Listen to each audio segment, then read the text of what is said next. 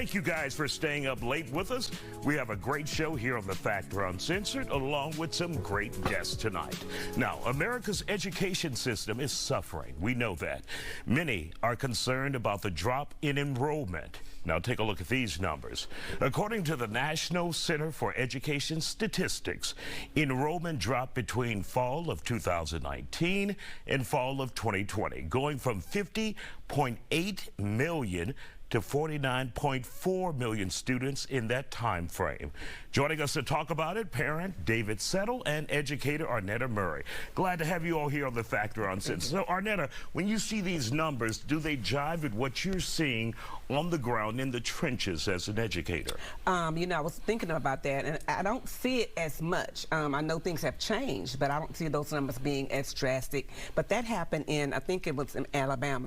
Those numbers came from that. But I'm in Houston. I don't see those numbers being that dramatic as well. And do you think with the classes that you teach and the students that you teach, it would be reflective of society as well? And tell the viewers your students. I'm a special ed teacher. Most of my kids are, I do in-class support. So my kids look just like regular kids. They just need some help.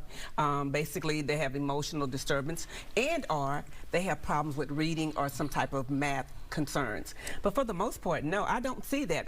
I wish they would miss school, but they're not missing school. But they come into class, so no, that's those numbers I don't see. Must be her own boss. No, I don't see that, though. Not at all. Not at all. I'm being honest. I don't see those numbers. And David, your thoughts about this report and... Yeah. Do we see, and obviously we see at HISD, they have to go out each year and find students who have just kind of fallen off the rolls. Right. And I've been a part of that, right? I've taught in public school, in HISD. I've taught in private school, right? So I've seen the both ends of the spectrum. And I've been a part of some of those house calls, right? Where we're losing numbers and attendance is down, and they're having us as teachers during our breaks want to go knock on some doors. Hey, where's little Johnny? Where's so-and-so? And, you know, we got to make sure that those numbers are there. And what are you hearing when you knock on those doors? If you get an answer.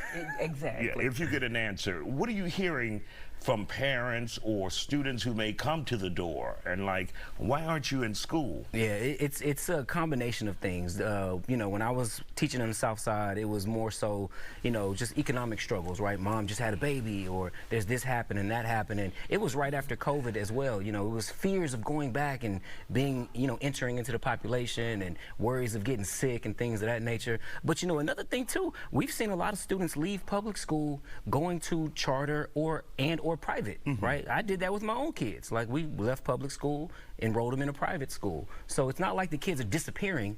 They're going somewhere else. And we've known that Governor Abbott has pushed for, you know, vouchers, and that would be private schools, charter schools.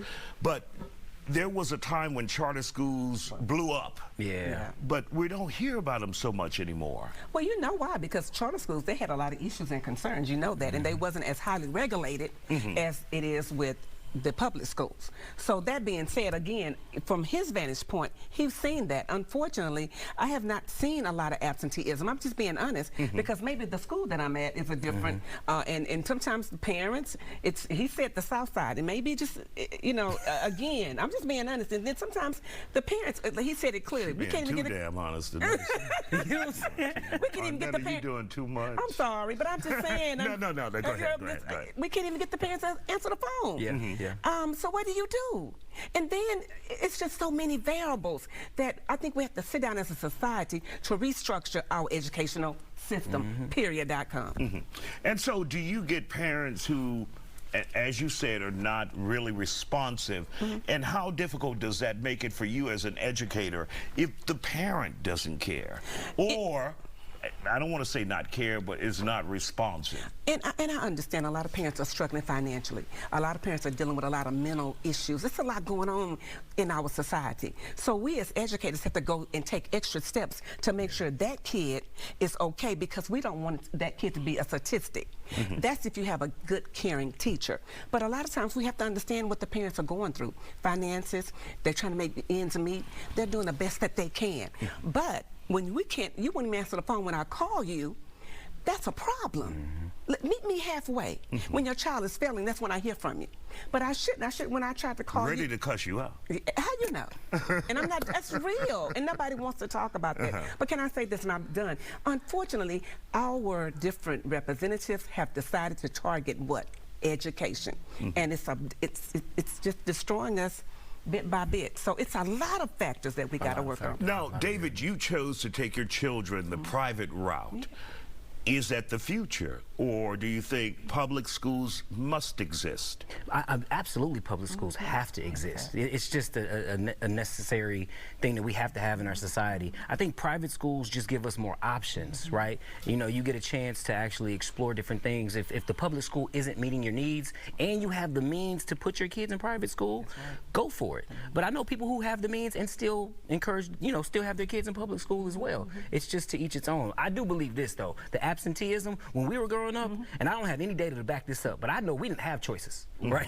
We was going to school whether we wanted to or not, whether there was COVID, whether it was raining or snowing, like we were at school, and if we didn't show up, it was some problems. But let's be honest, sometimes these kids are skipping. They're skipping a lot. Sure. They're skipping a lot. Yeah. So we got to look at all the factors. You just can't, it's not just one issue, it's multiple of issues. Absolutely. All right. We want to thank you both for joining us here. Thank you. Well, I swear for Lord, I pray you got a job. No, you're good. I am. I ain't going to say nothing to my job, honey.